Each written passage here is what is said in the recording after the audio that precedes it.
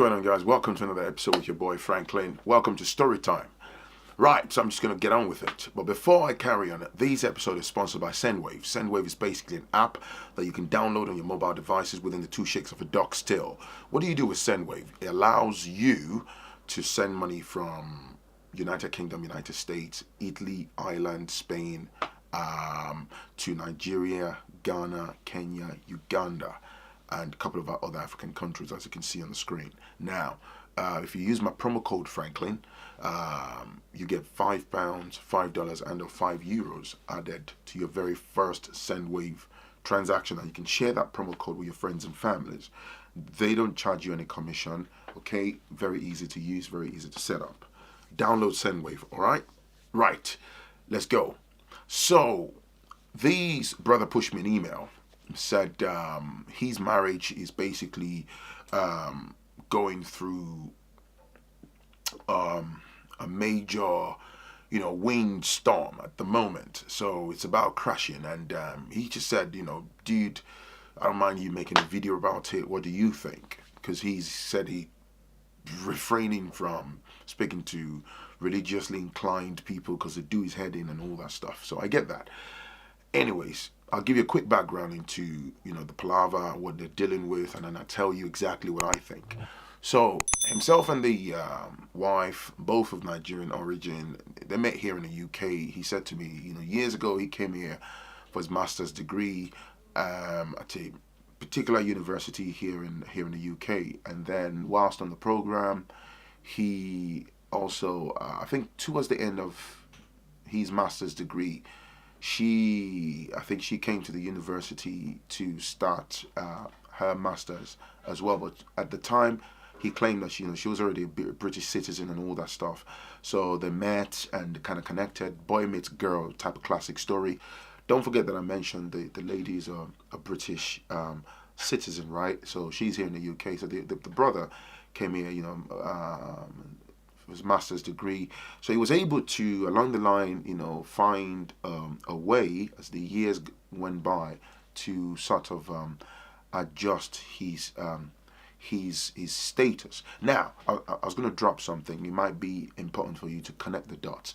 So he said, whilst he was, because everyone knows, it's a common knowledge, when you come here and you're trying to find a way to become a permanent resident and stuff, depending on how you came and all that stuff, there's always some kind of, challenging type of platform that you come across in the process. It's not always very straightforward and stuff. So he was hell-bent on adjusting his own status by himself, perhaps, probably to do with his personal beliefs and stuff. He didn't want the idea of maybe he had to get married to a partner to adjust his status. There's nothing wrong with that. I always say there's nothing wrong with it because you married your partner or man or woman, and then that helps you to adjust your status. As long as the amalgamation of the partners is legit, you get somebody's got to help someone. That's how life is. Somebody will always come across somebody in the journey of life that would help you get to the next level. But like I say, as long as your intentions are completely honest, right? And you're not then being malicious or taking advantage of that person. That's a totally different conversation. So anyway, he said he didn't want any woman to sort of be the one to help with the status. He was determined. Okay, fair enough. I can respect that. So his explanation for that bit is he doesn't want a situation where down the line somebody would, there's an argument in a relationship and then it suddenly takes a sharp left into, oh, I was the one that did X, Y, Z for you, blah, blah, blah, blah, blah. And then they start to weaponize that and hang that over his head as some kind of dark cloud. Okay, fair enough. So long and short was as the years, proceeded and stuff, he managed to, sort himself out. He gained his, permanent residency anyway. Because he got a good job with a good organization, and I think the organization helped him in terms of backing his application, as he explained to me. Now, the lady who he married to also had a good, professional job. They both worked in the heart of the city in central London and stuff. And before you know it, they decided they got married and all that, and it was going good. And then they had the first child. So as it transpired, right, he said at first the type of job that they both got, he didn't tell me what type of jobs, but he was like, in terms of earnings, he was earning a bit more than her. Then suddenly she sat for one professional qualification examination, so that kind of propelled her earnings, and then she basically started earning, a bit more than him. And then according to the email, he didn't, big deal, he was happy for his woman and all of that. But like any couple, whether you live abroad or not, but now because we're talking about people based in the UK, they were planning to have another child, and because they were getting closer towards their mid late 30s and stuff, so they wanted to get children, having kids out of the way. So he said he had a conversation with his partner, his missus, and said, okay, they were going to have a second child, but because of things like paying childminder and all that stuff, so they both decided that if I'm correct, that when they have the second child and stuff, who was going to stay at home, and so they decided at first that okay, I think because of his type of job, he was able to maybe make some adjustments to be able to stay at home. Basically, the whole agreement was, how do we save money? Because 2 children here in England, and if you're paying full time to childminders, registered childminder, registered, it's a lot of money. It's a lot of money on a monthly basis. That's one of the if we talk about the pros and cons of being abroad, that's one of the cons, right? Childminding, it's a good business for those that run childminder business, but if you're paying childminder and your earnings are not that great, it's a chunk of money monthly. Anyways, so they agreed. So he now said that he said, okay, when they had the second child, he said he was going to stay at home and all that stuff. So he had this job that he was working remotely, right? And then, he was happy looking after the kids, and he was able to compromise, which is one of the important ingredients in any relationship. So, you're watching this, you're thinking there is nothing to see here, everything's going good. So the wife was able to go to work, she worked, going physically to the business premises and stuff, and the family was, things were going good. And unfortunately, the dude, just one day, fateful day, he got a call from HR, and they terminated his employment abruptly. Nothing to do with, his performances or anything. It was just some top level decision. It had to do with the projects he was working on and stuff. So anyway, employment came to an end abruptly, and he became jobless. Right? Bear in mind. So of course, it's devastating. Nobody likes to have their daily bread just suddenly, get terminated and stuff. But he said he had to suck it up as a man and cracked on with it. Wife was working and stuff. So he said all the while, whilst he'll be at home with the kids full time, because he's no longer working. He's trying to job hunt. He was getting a couple of calls. Nothing was really coming through. The wife was all the while. The wife was then working hard towards getting more professional qualifications and stuff. And then she became a contractor and all that stuff. Happens to be in an IT field, but he didn't exactly go into details. So long and short was, the wife's earning abruptly went up to about 100K plus in a year, right? It's a very good job. So my man, for the next, it was going to about 18 months, and he wasn't getting back in the market. He went for a couple of interviews, he didn't get them and stuff. So you can imagine, I see, you already know where this is going. Frustration kicked in and stuff, panic attacks, and that also brushes against your ego and stuff. So arguments started. And then he said, according to the email, that he's being a very liberal type person, a man that thinks outside the box and all that stuff. And he loves his wife and his family. But then there was a day that they had an argument over something to do with his side of the family, one of his siblings, supporting someone with a bit of money and stuff. So his wife objected to the idea, and then that broke into something else. There was back and forth, couple type of argument, and from nowhere, the woman then said, this. You have time to be arguing with me here. You need to get out and go look for a job. Whoa. That's like a crude knife slit into your soul, right? And the guy said, his jaw literally dropped. So imagine having an argument with your partner, and your partner makes a snide remark, pretty much calling you jobless. Do you get what I'm saying? And wow, you know, I could picture from reading that email that this is a very pissed off brother, and it's understandable, right? So of course that pretty much exacerbated the situation, amplified everything, blew it out of proportion. The argument goes, and things just spiraled out of control. And then he was like, "Wow." So I compromise as a man to look after the kids and stuff. So now that you've moved up with your career and you're earning, more money and stuff, I'm less of a man now. And because unfortunately circumstances that is out of my reach, out of my control, I lost my job. You're aware. I've been trying to get back about in the past 18 months. 18 months is a long time, but I can understand this happens to people. This is real life, and it's been very hard.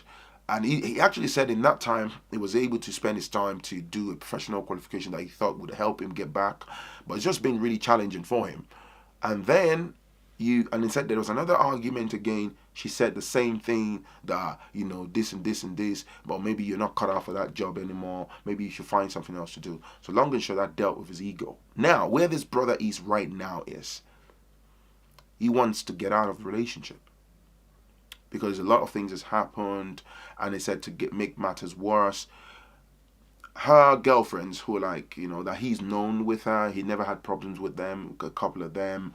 And there was all this snide remarks. He was able to listen in on some conversations where his woman started to talk about, arguments that they're having, and they're saying, "Oh, baby girl, don't let any man tie you down," and all those man. Boy. Basically saying, if it's not this and this and this, and then he's having some people saying, if you have a woman behaving like that, you're sat down looking after your children at home, she's probably shagging someone else's out, some other dude outside or in the office and stuff. She's already looked at you like a doormat and all that stuff. This is my take. I'm mindful of time. So he's betwixt a croix, he's at a crossroads. The whole thing has hit the rocks and stuff. And then it was at the tail end, whilst all that is going on, the lockdown, the global pandemic kicked in, and that's even worsened, the job market. So he's in a place of entrapment mentally. Money is kind of this and this. So he said she's paying the bills, and he's just basically removed himself, from her. They just talk about the kids and all that. There's not been any violence and stuff, but they're not really rocking with each other. He said they've not been intimate for about 9 months now. Wow. 9 to 10 months. Wow. I think that's hit the rocks, man. I think that's, if there is nothing to remedy the situation, I think the relationship is done. I'm sorry. But here's my take. From my observation, this is why I'll always say, big deal. If you go into a relationship, you ever decide to go in a relationship, this is my own take. This is Phrankleen, okay? Compromise and working together as a team, and not being selfish and looking out for yourselves is very important. Okay, if you know that you're genuinely interested in that relationship and you're looking for positivity and the progress of both parties, right? You'll have to compromise. If somebody has to stay at home to look after the kids, or adjust, if you are able to make adjustments to accommodate for the bigger picture or the progress of the entire family, why not? But this is why I say, me personally, some people would say I'm a simp for thinking that way. I am my woman's number one fan. I'm not threatened by any woman. I'm not threatened. I am big on confidence, okay? I am never threatened. So the fact that my woman has a pay pack at that level, or whatever, I'm earning this or whatever, it shouldn't be a problem. It could be, and that's not even gender specific, okay? A man could be earning more than his wife, the woman, vice versa, right? The moment you start to weaponize what you've got to oppress the other party and start to insult them, you call your partner jobless just because they've lost their job and you're aware. If you're going to insult someone, somebody who's actually a bum, a man that maybe is chosen to be a bum, like he's not even job hunting, he's just there scratching his balls, he just wants to pound you to dust on a daily basis and bust a nut, and he's just there making excuses, eating and shagging and smoking and drinking, and then I can understand that, but you know that this is dealt, the situation itself is dealt the man's ego a blow. He's trying to get back into the job market, and then you call him jobless, you taunt him and all that stuff. I think that's below the belt. That's absolutely disrespectful. It shouldn't be so in a relationship, if that's exactly as I was told in the email. And then the moment you start to look down on your partner because you're earning a pay pack, then for me, there's no common ground in that relationship. You can take your big pay pack and go then. Okay? I'm just going to say to the brother, man, I don't know if you can come up with any business ideas or if you can look for any other career options or something. Start earning, man. You've seen who that woman is. I mean, above all, whatever you do, whether you remain in that relationship, whether you don't, just make sure you don't turn your backs. You don't turn your back on your kids, okay? Make them the top priority. So for a woman who's not been sexually active with you for like 9 to 10 months and she's already talking with her girlfriends, I think that relationship is dead in the water. Respect has gone down the drain. Except there is something you're not telling me, okay? But if it's based on the email that you sent me, I'm following my gut feeling here, man. And based on what I've read and stuff, I think the relationship is done. It's toast. It's over. Find an exit plan. Find a way to elevate your life. Whatever it is you have to do, even if you have to get a job at the restaurant or something. I mean, I'm just talking figuratively here. Just try to get something for yourself. You might have to look away from that industry that you are in and find something, man. Because you need money in your pocket so you can do direct daddy stuff for your kids. There's something beautiful and powerful about that. And if a woman is going to tear you apart like that, because I know it's more of a psychological warfare than anything, right? I think that's done. If it's worth saving, maybe you want to try counseling. Maybe. She might be able to look back, might be able to realize that she's done wrong. She might be able to. Hopefully, if that works for you, great. But if not, realistically, I think you should find an exit plan. What do you guys think? Let's keep the conversation going on below, man. All right? I don't think the idea of being a stay-at-home dad and supporting your family, if you have to be a stay-at-home dad, clean, cook and clean, there's nothing wrong with that. Support your family. Operating within the confines of your marriage, there's absolutely nothing wrong with that. All right? So, boy, Phrankleen, I'd like to hear your thoughts, okay? Let's keep that conversation going on below. Thank you for watching. You can support my channel via Patreon, via PayPal, via Cash App. Look in the description below, okay? And every little helps. I'll catch you in the next one. Peace and love. Bye now.